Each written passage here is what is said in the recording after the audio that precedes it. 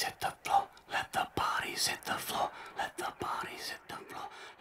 Hi, I'm Matthew A. Brown, the writer, producer, and director of Julia. I'm Ashley C. Williams, and I play Julia. So I was living in Berlin in, I think, like 2010 and 11, and I was in a pretty difficult relationship. And at the same time, I had a feature film. It was a South African feature. I'm originally from South Africa. That came very, very close to going into production, and that collapsed. So I went into like quite a dark space. And through this kind of dark space, the short film came out called Victim, which was essentially a sequence in Julia. And I was actually getting ready to go off to South Africa to do a South African gangster feature, which I was just going to put everything into, and it was going to be my first feature. And then an executive producer saw the short film, and he actually approached me and asked how I'd feel about developing it into a feature. And I thought about it a lot before, because a lot of people had seen the short. I thought it would make a good feature. And once I had this in front of me, it was like I just knew, I saw what I had to do, and just everything came together then, like all my previous work, all this darkness that was living inside of me, my passion for like Asian revenge cinema, like Japanese, Korean revenge thriller horrors, Hong Kong gangster noirs, and then even like some cinema of process type films like Jean-Pierre Melville's Samurai, his work. And I just put everything into it. It just exploded inside of me, and I met these two executive producers at the end of 2011 and dived into writing the script, and by like 3 months later a script was going out for financing, and literally from a year, like just over a year from the time we first sat down, we were basically going into pre-production. The actual shoot was a month, like a really grueling, intense month, dead of winter, like mainly night shoots, often going into overtime because we just had such a grueling schedule. We had a lot of characters, a lot of locations, and getting around New York is tough. I mean, I remember one shoot day starting at midnight and going till 2 p.m. It was intense. I was so specific about what I wanted visually. You're going to try and people the production as much as possible with locals, so people from New York. And I must have looked at between 50 and 100 cinematographers, had a number of meetings, and I just realized to get what I wanted, I needed somebody who was operating on a different scale. So I figured, okay, I've got to start looking at European cinematographers. And through a friend of mine had directed a film called Black's Game, this Icelandic gangster movie, and I'd remembered it visually. And I started watching that cinematographer's work, and he's done I think between 15 and 20 features, and won a whole bunch of Icelandic Oscars. And I sent him the script, and it was very cool because he read the script and he was like, okay, so this could either be cliche kind of horror crap, or this can be a masterpiece. It just depends on what you want to do. And I was like, yeah, I want to make the masterpiece. And he's like, okay, so let's talk about it. We did a massive shot list. It was very, very well prepared. The form was very married to the content, so I really, really saw how I wanted to articulate what was on the page. So even in the writing, usually I wouldn't include kind of camera direction and stuff, but because it was so linked to the storytelling, like for example, the shot when Julia turns to look into the camera in the bathtub, and there's this slow zoom into her, and then the title comes up. That was like written exactly like that in the script. That was our very last shot as well. The last take of the last shot in the movie, and she was just so in that, I start getting emotional. She was so in that zone, and it was really beautiful. When I first read the script, I immediately was like, this is me, the weak parts and the strong parts. I was just fascinated with the journey that she goes on from being this shy, meek girl who doesn't get out much and keeps to herself, to becoming this powerful woman that comes into herself of like who she truly is by being brutally raped. I mean, that's kind of the controversial part of it, and one of the lines in the film is like the best thing that could have ever happened to her, because if she hadn't been raped, she might not have come into herself in this powerful way. It made her sort of wake up to sort of what she was missing from her life and from herself. I was actually cast like 3 days before they started shooting. I didn't have any time to prepare.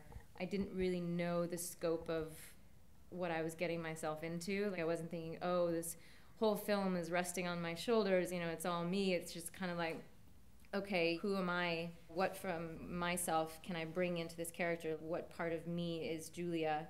and how can I sort of internalize and externalize that within the film, and this just path that she goes on. And of course we didn't shoot in sequence, so it was going back and forth, within a month of just staying on track with where she's at emotionally, ecstatically, physically, just everything that she was coming into. So I think actually for me the most challenging part was the strength that she ends up producing within herself. A part of me is also trying to find that strength, that power in everyday situations, whatever experiences they go through in life. The first thing, when Ashley came in for the casting, we had a long session. I mean, we worked for about 3 hours. I made sure, that I could work with her the way that I knew I needed to work to access that level of depth. So, that involved kind of getting to know her personally and seeing where the triggers were for those kinds of things. And in a way, yeah, you can say it's like learning, how to manipulate when you need certain things. I mean, that's just part of what you do as a director. And it was just amazing because she was very open to that way of working. Some actors are much more decide, right, this is my intention, and then they'll figure out exactly what they're doing in a scene, how they're going about getting it, etc. And Ashley's more someone who just invests herself fully in the moment, and then whatever you throw at her, she's going to react to in the moment, in character, and that was incredible. I gave her some stuff to read. One of the most powerful things was this book by that Jean-Paul Sartre wrote about Genet, because I was working with things like death instinct and a character, being summoned towards their dark fate, like live up to what society had labeled him and transcend them, go even further with it to find his power, and that's actually has a lot to do with where Julia was. So she started reading that. I think that was one of the things that I was able to prepare with. I think I only got to like page 100 during the whole shoot, but every day I was reading this book and finding what the beauty in evil, like in an active evil, transcending myself, and how much the violence is actually letting me breathe and become who I'm now talking as Julia. Before I wasn't, she's still in me, I think playing Julia and being a part of the film changed my life in a very dramatic way. I had my own like sort of awakening through it as well. Maybe it'll always kind of be there because I learned so much from it. It's a very strange thing shooting something like a rape scene, because there's the aspect of what's actually happening, like in terms of, it's obviously not literally happening, but if you are invested fully in the story and the story you're telling, then for you it's actually happening in that moment. And to be the director who's actually driving people further than they want to go, because people don't want to go there. It was difficult with some of the actors as well, because they don't want to be perceived in a certain light. When the moments are landing and I'm driving people hard and there's this incredible energy on the set, and as a filmmaker it's being realized, so there's this excitement. So I was the only one showing that kind of excitement at the same time. So there was an aspect of me as well, though, that's like, fuck, like shit, like feeling like sick even. Which was right. It's like there needed to be exactly that. It was very planned, and we knew exactly what we're doing, what we're going for. And for that particular scene, I mean, just the fact that Ashley was lying there naked on a pool table, how can the guys even think about complaining about what I'm having them do, when she's being just so committed. And then in terms of the kind of graphic shots, firstly, there was this element of juxtaposing beauty and cruelty. And so they were pivotal to the storytelling. Like, you have to show that moment, because that was the therapy. It was cutting it at its root, really dealing with the cause, and it was painting it in this striking light to mirror this release, this emotional release that's happening inside of her. In the script, I'd actually written during the castration scene that the camera was going to stay on Julia and Sadie during the cutting, and I had no intention of shooting that shot. But then when I met with our special effects guy, Brian Spears, so we go down into his attic and we're talking about different shots, like the eyeballs, the beheading, these kinds of things. And then he's like, I don't know if you want to shoot it, but I've got a couple of extra penises laying around, so, if you need them, And then he like busts out these penises, and like the way he's like bending them and maneuvering them. And of course, when he showed us what we could do, it was like, well, we have to shoot it. When you're doing an effect shot, I mean, everything halts. There's like nothing sort of emotional happening. It's all about the shot. Like, I remember when we actually did that shot, it was like 6 or 7 in the morning. People were exhausted, and there was more to do still that day. But then when it came to the edit and I had that shot, it worked. The scene was stronger with it, and it told the story better. And I thought that, like our sales reps and whatnot would would say to us at some point, well, look, if we keep that shot in, it's going to be such and such a rating. But I haven't heard anything yet about that.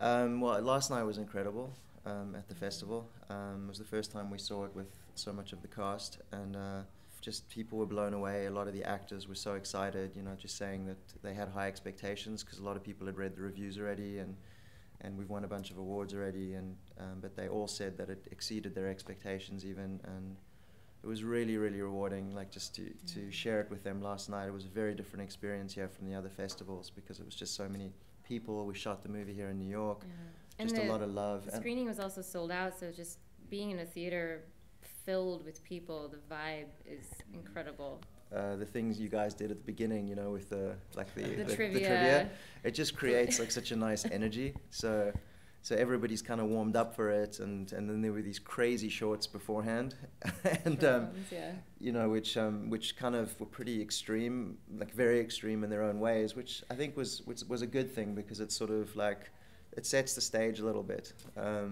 Ben and Julia obviously is a very different kind of a movie, but yeah, the whole experience was great. Let the bodies